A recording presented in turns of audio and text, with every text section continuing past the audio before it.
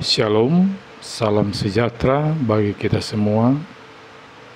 Saat ini mari bersama-sama kita merenungkan firman Tuhan yang terdapat dalam Amsal 2 ayat 1 sampai dengan ayat 22. Bunyinya sebagai berikut.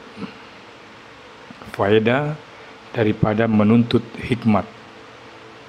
Hai anakku, jikalau engkau menerima perkataanku dan menyimpan perintahku di dalam hatimu, sehingga telingamu memperhatikan hikmat, dan engkau mencenderungkan hatimu kepada kepandaian, ya, jikalau engkau berseru kepada pengertian dan menunjukkan suaramu kepada kepandaian, jikalau engkau mencarinya seperti mencari perak, dan mengejarnya seperti mengejar harta terpendam, maka engkau akan memperoleh pengertian tentang takut akan Tuhan dan mendapat pengenalan akan Allah.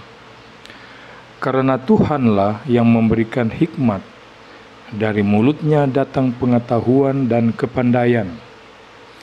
Ia menyediakan pertolongan bagi orang yang jujur, menjadi perisai bagi orang yang tidak bercela lakunya, sambil menjaga jalan keadilan dan memelihara jalan orang-orangnya yang setia. Maka engkau akan mengerti tentang kebenaran, keadilan, dan kejujuran, bahkan setiap jalan yang baik. Karena hikmat akan masuk ke dalam hatimu, dan pengetahuan akan menyenangkan jiwamu. Kebijaksanaan akan memelihara engkau, kepandaian akan menjaga engkau, supaya engkau terlepas dari jalan yang jahat, dari orang yang mengucapkan tipu muslihat, dari mereka yang meninggalkan jalan yang lurus dan menempuh jalan yang gelap, yang bersukacita melakukan kejahatan, bersorak-sorak karena tipu muslihat yang jahat, yang berliku-liku jalannya dan yang sesat perilakunya, supaya engkau terlepas dari perempuan jalang, dari perempuan yang asing, yang licin perkataannya, yang meninggalkan teman hidup masa mudanya, dan melupakan perjanjian Allahnya. Sesungguhnya rumahnya hilang tenggelam ke dalam maut, jalannya menuju ke arwah-arwah. Segala orang yang datang kepadanya tidak balik kembali, dan tidak mencapai jalan kehidupan. Sebab itu tempuhlah jalan orang baik, dan peliharalah jalan-jalan orang benar. Karena orang jujurlah akan mendiami tanah, dan orang yang tak bercelahlah yang akan tetap tinggal di situ. Tetapi orang fasik akan dipunahkan dari tanah itu, dan pengkhianat akan dibuang dari situ. Saudara-saudara yang Kristus kasihi, seseorang yang ditunjuk sebagai saksi dalam sebuah sidang dalam pengadilan akan dimintai untuk bersumpah. Dalam sumpah itu biasanya selain saksi berjanji untuk mengatakan yang benar dan hanya yang benar, ia juga membutuhkan pertolongan Tuhan. Jadi di sini kebenaran dan Tuhan dikaitkan bersama. Si saksi mengakui bahwa ia memerlukan pertolongan Tuhan untuk mengatakan kebenaran. Memang dapat kita simpulkan, orang yang mencari kebenaran adalah orang yang sedang mencari Tuhan. Dan orang yang mencari Tuhan adalah orang yang sedang mencari kebenaran. Hikmat tidak bertumbuh di tanah yang kotor. Hikmat tidak akan muncul dari hidup yang penuh dengan kejahatan dan dosa. Hikmat adalah buah hidup yang benar.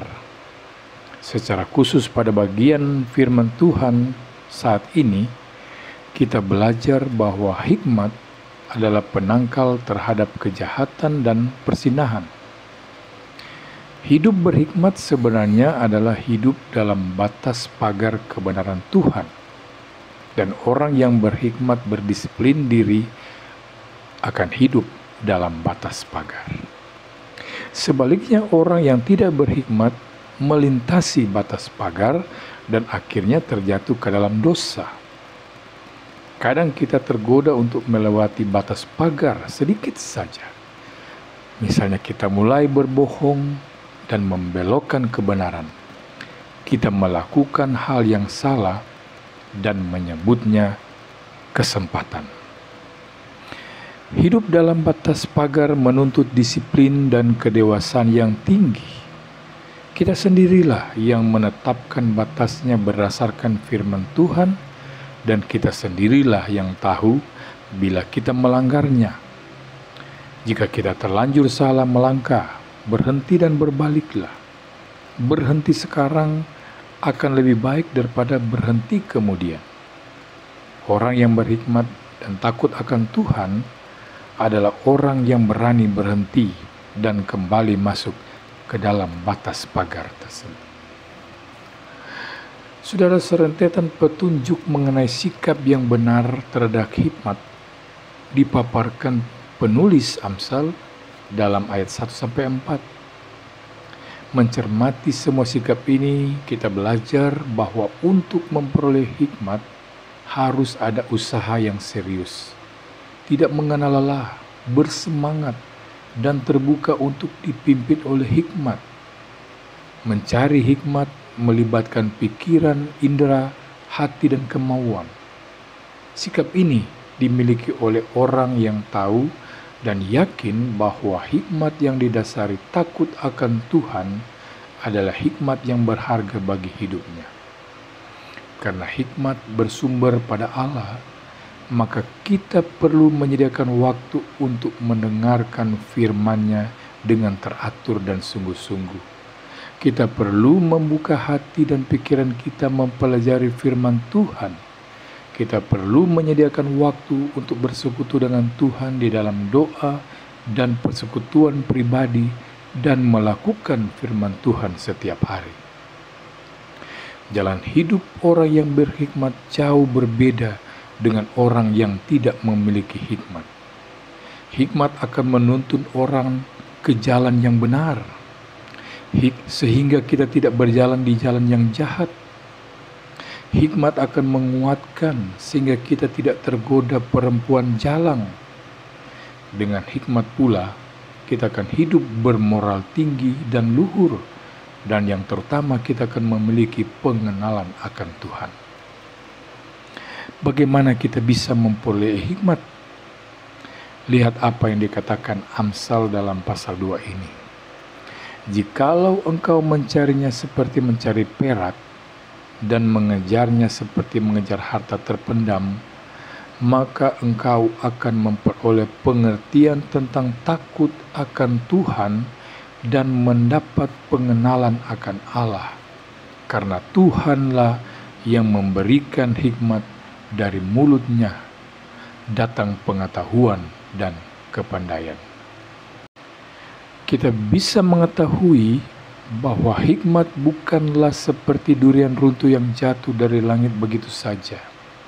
Bukan pula pembawaan lahir, tapi semua itu berasal dari Tuhan, dan untuk mendapatkannya dibutuhkan usaha sungguh-sungguh serta keseriusan kita.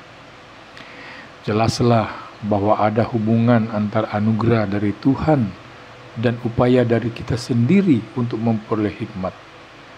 Dalam Mazmur 110 disebutkan bahwa permulaan hikmat adalah takut akan Tuhan. Semua orang yang melakukannya berakal budi yang baik. Puji-pujian kepadanya tetap untuk selamanya. Jika kita lihat dalam Perjanjian Baru, di sana kembali ditegaskan bahwa hikmat adalah sesuatu yang berasal dari Tuhan. Seperti yang dikatakan Kolose 2 ayat 3. Sebab di dalam Dialah tersembunyi segala harta hikmat dan pengetahuan. Untuk memperolehnya dibutuhkan upaya kita yang serius. Yakobus mengatakannya demikian. Tetapi apabila di antara kamu ada yang kekurangan hikmat, hendaklah ia memintanya kepada Allah, yang memberikan kepada semua orang dengan murah hati dan dengan tidak membangkit-bangkit, maka hal itu akan diberikan kepadanya. Yakobus 1 ayat 5. Lalu Yakobus pun memberikan tips lebih lanjut untuk bisa memperoleh hikmat, yaitu dengan memintanya dalam iman dan percaya. Ayat 6. Ini artinya tanpa iman dan keyakinan teguh, niscaya hikmat tidak akan bisa kita peroleh. Tuhan siap menganugerahkan hikmat kepada kita sebagai anak-anak-Nya. Dia sangat rindu untuk melengkapi anak-anaknya dengan bekal yang cukup untuk melewati hari demi hari yang penuh tantangan dan kesulitan, sehingga semua anak-anaknya akan mampu mencapai garis akhir dengan baik, menjadi pemenang dengan gemilang, dan memperoleh mahkota kehidupan seperti yang Dia janjikan. Tanpa hikmat, kita akan kesulitan untuk hidup lurus, dan pada suatu ketika kita akan menyerah di tengah jalan karena menjalani hidup tanpa kebijaksanaan. Betapa pentingnya hikmat bagi kehidupan kita, karena hikmat menuntun orang ke jalan yang benar. Oleh karena itu, kejarlah hikmat dan terimalah semua berkat dan janji Tuhan. Tuhan Yesus memberkati dan melindungi kita semua. Amin.